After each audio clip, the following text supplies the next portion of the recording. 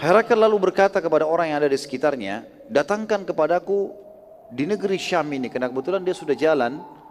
Peperangan terjadi di tempat yang sama, di wilayah negeri Syam, di sekitar Jordania, tempat dia dikalahkan oleh bangsa Persia 10 tahun yang lalu. Peperangan terjadi di tempat yang sama dan menang. Dekat sekali untuk ke Palestina. Dia niat jalan kaki menuju ke Palestina. Di tengah jalan, dia mimpi tadi, dia lihat ini kejadian, lalu dia mengatakan, coba datangkan kepada saya siapapun yang kalian bisa dapatkan dari kafilah orang-orang Arab. Setelah diteliti teman-teman sekalian, ternyata ditemukan memang ada kafilah-kafilah Quraisy yang kebetulan lagi ingin belanja ke negeri Syam. Sebagaimana Allah sebutkan dalam Al-Quran, Rihlatas Syita'i was-Saif, perjalanan musim dingin dan musim panas. Ini salah satunya ke negeri Syam, salah satunya ke negeri Yaman. Tapi ini negeri Syam, mereka datang mau belanja. Dan kebetulan waktu itu yang pimpin kafilah adalah Abu Sufyan. Masih dalam keadaan kafir Abu Sufyan. Abu Sufyan lalu kemudian dipanggil oleh pasukan Herakl dan dibawa dia dan seluruh kafilahnya menuju ke istana. Herakl waktu itu tidak bisa bahasa Arab, ya. Dia menggunakan bahasa Rum pada saat itu. Herakl bertanya melalui penterjemah, siapa di antara kalian yang paling dekat jalur nasabnya dengan orang yang mengaku nabi itu? Maka Abu Sufyan berkata, aku. Abu Sufyan ini termasuk kalau dilihat jalurnya sebenarnya masuk dalam sepupu Nabi SAW. Sepupu Nabi SAW. Dia sepupunya juga Uthman bin Affan. Mereka semua satu jalur, ketemu di kakek-kakek sekian gitu. Kalau tidak salah waktu itu ya, sebagian sejarah mengatakan Abu Sufyan ketemu dengan Nabi SAW di kakek kelimahnya. Herakl lalu memerintahkan agar Quraisy semuanya duduk, orang kafilah semua duduk di bagian belakang, dan Abu Sufyan di depan sendiri, tidak boleh ada yang di sebelahnya. Lalu Herakl berkata, aku akan bertanya kepadamu, ditunjuk Abu Sufyan. Lalu ia berkata kepada pengikut Abu Sufyan yang ada di belakang, bila orang ini berbohong ataupun salah dalam mengucapkan, maka kalian semua harus meluruskan. Kalau tidak, kalian semua akan saya bunuh. Herakl raja besar pada saat itu. Ya. Maka Abu Sufyan berkata pada saat itu, dan dia ceritakan setelah dia masuk Islam, dia sampaikan riwayat dan dinukil oleh para ahli sejarah kita. Dia bilang, demi Allah, bila aku berbohong pun pada saat itu tidak akan pernah ada satupun dari pengikutku yang ada di belakangku yang berani meluruskan. Karena aku pemimpin mereka. Tapi aku tokoh Quraisy dan sangat memalukan bila aku bohong. Herakl lalu berkata kepada Abu Sufyan, bagaimana jalur nasabnya Nabi itu? Ayahnya, kakeknya, pokoknya jalur nasab ke atas. Abu Sufyan bilang, sungguh dia memiliki jalur nasab yang suci di antara kami. Terkenal semua dari ayahnya, kakeknya, terus sampai ke atas ini orang-orang yang baik, nggak punya riwayat yang tidak baik gitu. Herakl bertanya lagi, apakah ada yang pernah mengaku nabi sebelumnya di antara kalian? Di suku kalian ini, di suku Quraisy, pernah nggak ada yang ngaku nabi? Yang kalian ketahui, kata Abu Sufyan, tidak ada. Ya, tentu saja kenapa dikatakan tidak ada, karena dibahas di sini dari suku Quraisynya. Quraisy nama seseorang bernama Fikhir. Fikhir ini jauh dari keturunan Nabi, maksudnya turunan Nabi Ibrahim dan Ismail alaihissalam, tapi jauh di bawah. Dan Quraisy mulai disebutkan, diistilahkan dalam Quraisy dari orang ini namanya Fikhir. Berarti mulai Fikhir ke bawah, ada enggak yang mengaku Nabi? Maka kata Abu Sufyan tidak ada. Kalau yang dimaksud adalah seluruh jalur nasabnya sampai ke atas, perlu ada Nabi. Ada Nabi Ibrahim dan Ismail alaihissalam. Maka kata Herakl, apakah kalian pernah menilai dia sebelum mengaku Nabi sebagai pendusta? Pernah nggak ada riwayatnya orang itu di suku kalian satu kali saja pernah bohong? Kata Abu Sufyan, tidak pernah. Herakl tanya lagi, apakah yang menjadi pengikutnya orang-orang lemah atau orang-orang terhormat? Kata Abu Sufyan, orang-orang lemah dan miskin. Kata Herakl, apakah jumlah mereka bertambah atau berkurang? Kata Abu Sufyan, bertambah. Herakl berkata lagi, apakah ada pengikutnya yang meninggalkan agamanya setelah menjadi pengikutnya?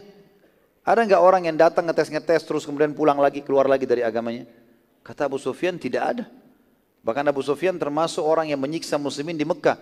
Dia tahu bagaimana orang-orang sampai berani mati untuk agama ini. Gitu. Kata Herakl, apakah ia pernah berkhianat? Kata Abu Sufyan, tidak pernah.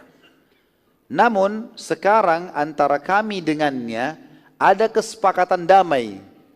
Ini adalah kesepakatan Hudaybiyah yang kita pelajari kemarin. Ya.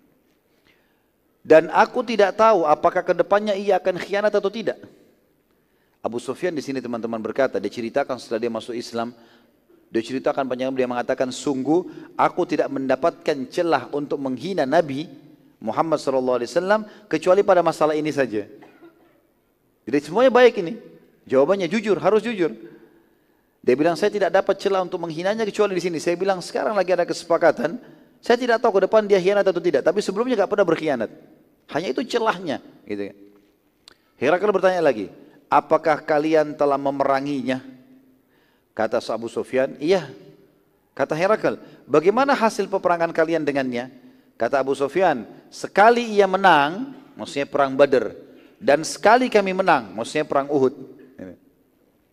Kata Herakl, apa yang ia perintahkan kepada kalian? Apa dakwanya? Kata Abu Sufyan, ia memerintahkan kami agar menyembah Allah satu tanpa menyekutukannya, serta meninggalkan apa yang nenek moyang kami lakukan, sembah-sembah berhala segala macam. Ia juga memerintahkan kepada kami agar mengerjakan sholat, jujur dan tidak mengemis, serta menjaga silaturahim. Herakl lalu berkata pada penerjemahnya, katakan kepada orang ini baik-baik dengan bahasa yang jelas. Aku bertanya kepadamu tentang jalur nasabnya, engkau menjawab bahwa ia memiliki nasab yang suci. Demikian pula para nabi dan rasul yang diutus pada nasab terbaik kaumnya. Herakl sekarang sebutkan kepada Abu Sufyan. Selama ini teman-teman Abu Sufyan selalu memerangi Nabi SAW. Enggak percaya. Siapa Muhammad itu? Salah satu penduduk Mekah. Bahkan Abu Sufyan merasa dirinya lebih kaya gitu kan. Makanya dia tolak terus. Tapi sekarang Abu Sufyan heran, Herakl ini, raja yang selama ini orang Quraisy pun takut dengannya, ini menyebutkan tentang kenabian Nabi SAW. Kau bilang tadi jalur nasabnya baik, maka itu semua nabi-nabi begitu. Pasti jalur nasabnya yang terbaik di kaumnya. Aku bertanya kepadamu, apakah ada di antara kalian yang pernah menyatakan hal yang serupa, pernah ngaku nabi? Engkau menjawab, tidak ada.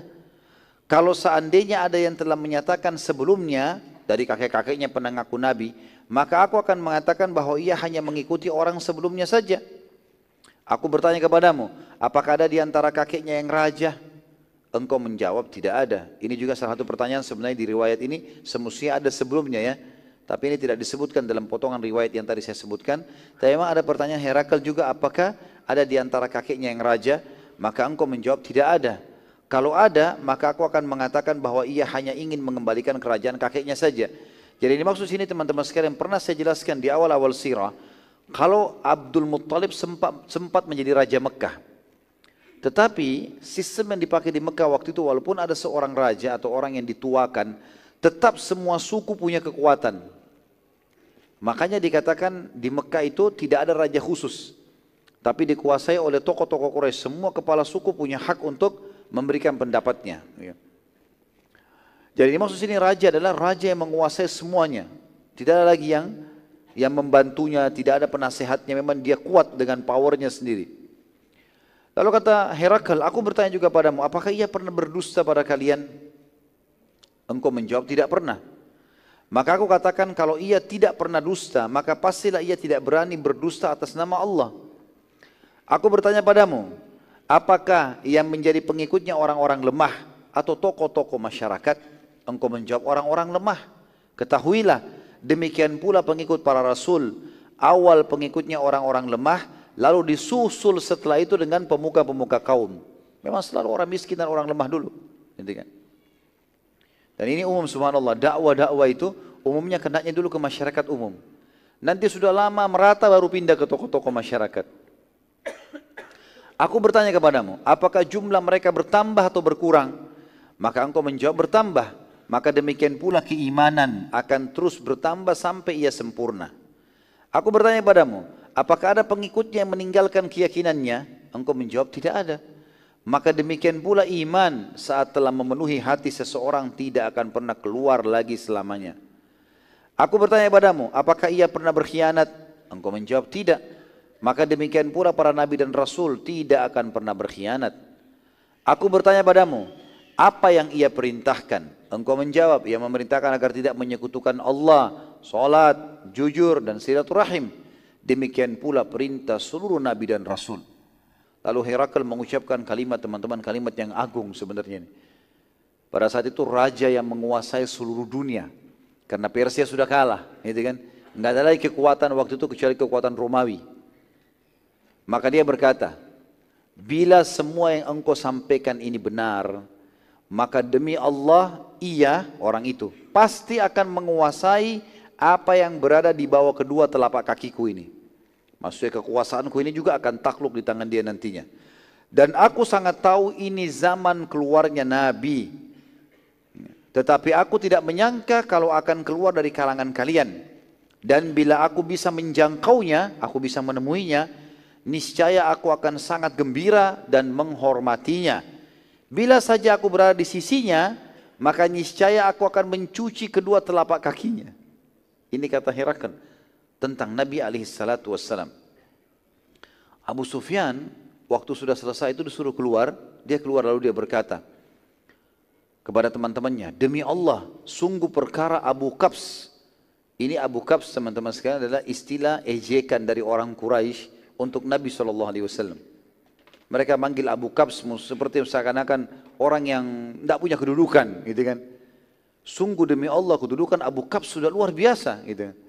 Sampai-sampai Herakl pun raja terkuat dunia takut padanya. Kata Abu Sufyan, pada saat itu Islam sudah mulai masuk ke dalam hatiku. Tidak mungkin, ini aneh ini.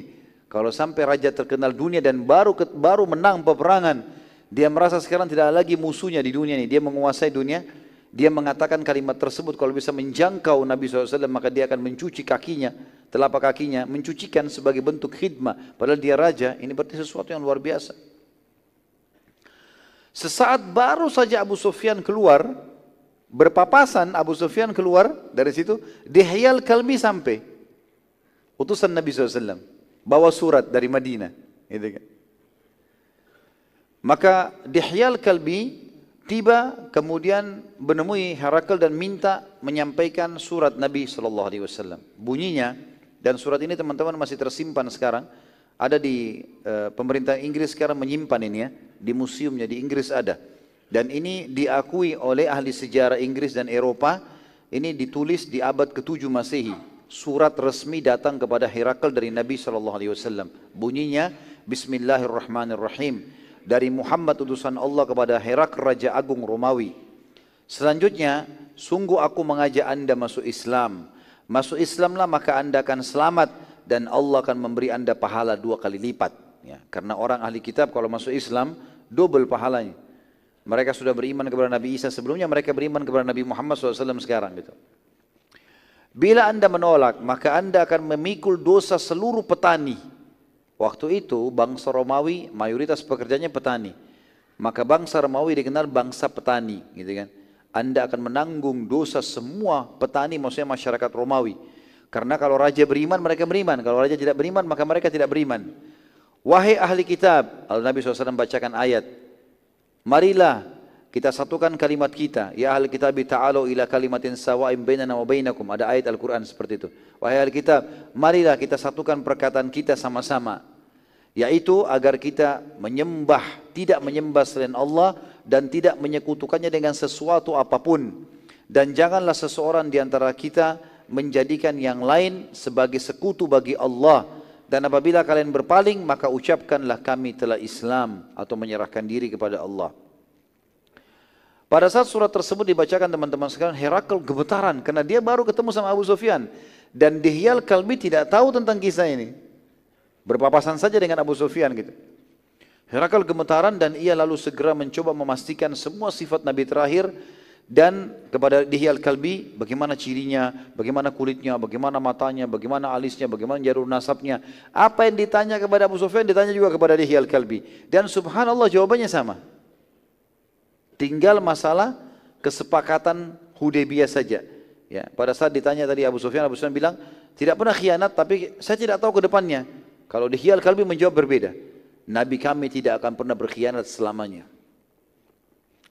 Maka pada saat itu teman-teman sekalian, Herakl pun berkata pada Dihya, bawa surat ini kepada Safatir. Safatir yang teman-teman istilah yang digunakan untuk pemimpin tertingginya gereja pada saat itu. Jadi di sistem gereja itu ada pendeta-pendeta, nanti ada kepala pendeta. Dia penentu keputusan gitu kan. Maka dibawalah surat tersebut teman-teman sekalian kepada Safatir. Saat surat tersebut dibacakan kepada Safatir, maka Safatir ini sempat gemetar. Karena memang dia selalu diskusi sama Herakl, kalau ini tanda-tanda yang disebutkan dalam Injil, kita akan memenangkan perang sama Persia, ada disebutkan dalam Injil. Dan kita juga akan masuk ke Palestina. Ini adalah ada disebutkan, dan pada zaman itu keluarlah Nabi yang harus diikuti. Maka ini bertepatan sekali dengan kemenangan masuk ke Palestina haji, menang lawan Persia, dan juga datang surat seperti ini, gitu kan. Maka Safatir pun gemetaran pada saat itu, kepala pendeta gemetar ini, dan bertanya banyak tentang Nabi SAW kepada Dihya Al-Kalbi, dan Dihya terus menjawab sampai akhirnya Safatir kehabisan pertanyaan dan terheran-heran karena semua ciri yang disebutkan dalam Injil tentang Nabi terakhir semuanya ada pada Nabi Muhammad sallallahu alaihi wasallam. Safatir lalu berkata kepada Dihya, demi Allah, aku sangat yakin kalau ini adalah zaman keluarnya Nabi terakhir yang telah kami tunggu-tunggu, dan aku benar-benar tidak menyangka kalau keluar dari kalangan kalian wahai bangsa Arab. Maka aku menyatakan asyhadu an la ilaha illallah wa anna Muhammad Rasulullah. Ini malah syahadat si Safatir ini. Ya.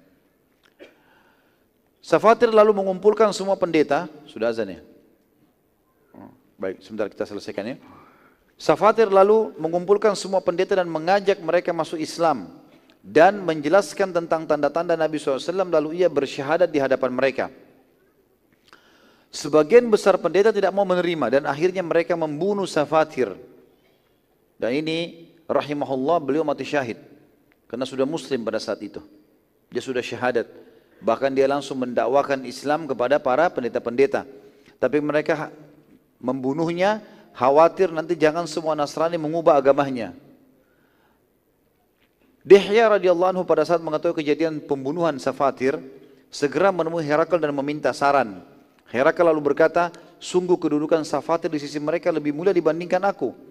Kalau Safatir saja mereka tidak dengar bahkan membunuhnya, maka bagaimana dengan aku? Tapi cobalah sabar dulu, aku akan mengatur strategi untuk mengumpulkan mereka. Herakl lalu mengumpulkan semua pendeta di sebuah ruangan dan ia perintahkan agar semua pintu dikunci dan dari luar serta seluruh pendeta harus masuk ke ruangan tersebut.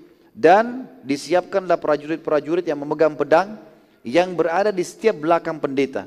Jadi ada puluhan pendeta yang datang dimasukkan dalam satu ruangan. Di setiap belakang pendeta itu ada satu prajurit yang pegang pedang, tapi tidak memperlihatkan kalau dia siap untuk membunuh para pendeta-pendeta ini kalau menolak gitu. Semua pendeta berkumpul pada saat itu, maka Herakl keluar menemui mereka dan membacakan surat Nabi SAW serta membaca ayat-ayat Injil yang membuktikan tentang kebenaran risalah Nabi Muhammad SAW. Lalu Herakl bersyahadat di depan mereka. Jadi Raja Agungnya Romawi masuk Islam di depan mereka semua. Maka seluruh pendeta kaget karena sekarang raja mereka pun mengikrarkan syahadat. Saat mereka mau melarikan diri dari ruangan, ternyata semua sudah terkunci. Jadi pendeta ini mau melarikan diri karena kaget kenapa rajanya pun masuk Islam. Maka para pendeta berkata, demi Allah kami tidak akan meninggalkan agama Al-Masih walaupun engkau membunuh kami semua. Melihat kejadian tersebut, maka Herakl khawatir bila membunuh semua pendeta malah jadi masalah tengah-tengah masyarakat. Maka dia pun ya dikatakan dalam buku sejarah lalu cinta dunia mengalahkan imannya. Karena dia baru syahadat. Dia takut nanti kalau pendeta ini dibuka pintu lalu menyebarkan berita kalau raja begitu dan begitu, lalu terjadi pemberontakan, akhirnya dia jatuh dari kerajaannya padahal dia baru menguasai dunia. Maka dia pun berkata, aku hanya mau menguji kalian. Tadinya aku lihat surat itu sudah sampai kepada kerajaan kita dan aku khawatir malah kalian yang murtad. Maka pertahankanlah agama kalian dan aku bersama kalian. Lalu Herakl memerintahkan para prajurit membuka pintu untuk para pendeta dan pendeta pun memuji Herakl dan berjanji akan setia. Izinkan saya tinggal 2 paragraf saja. Setelah semua pendeta pergi, maka Herakl memanggil Dihya Al-Kalbi radhiyallahu anhu dan berkata padanya, aku mengucapkan hal tadi agar kerajaanku tidak hilang. Dan ini hadiah dari aku berupa emas, dikasih emas 1 peti. Bawalah kepada Nabi SAW, bawa kepada Nabi dan sampaikan salamku juga, bilang kalau aku tetap dengan keislamanku. Kata Herakl ini. Saat Dihya Al-Kalbi tiba di Madinah radhiyallahu anhu dan menceritakan kepada Nabi SAW, maka Nabi SAW mengucapkan kalimat yang mulia. Kata beliau, sungguh dia adalah musuh Allah. Herakl, dia telah berdusta.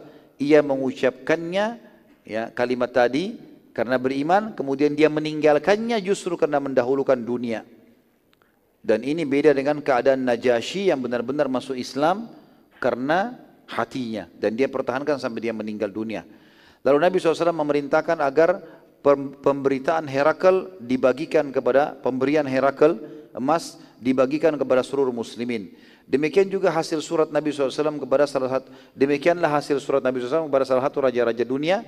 Dan insya Allah kita akan lanjutkan nanti surat yang kedua dan seterusnya, termasuk kepada Harith bin Abi Shumma Al-Ghassani setelah Isya nanti. Subhanakallahumma bihamdika asyhadu an la ilaha illa anta astaghfiruka wa atubu ilaik. Wassalamualaikum warahmatullahi wabarakatuh.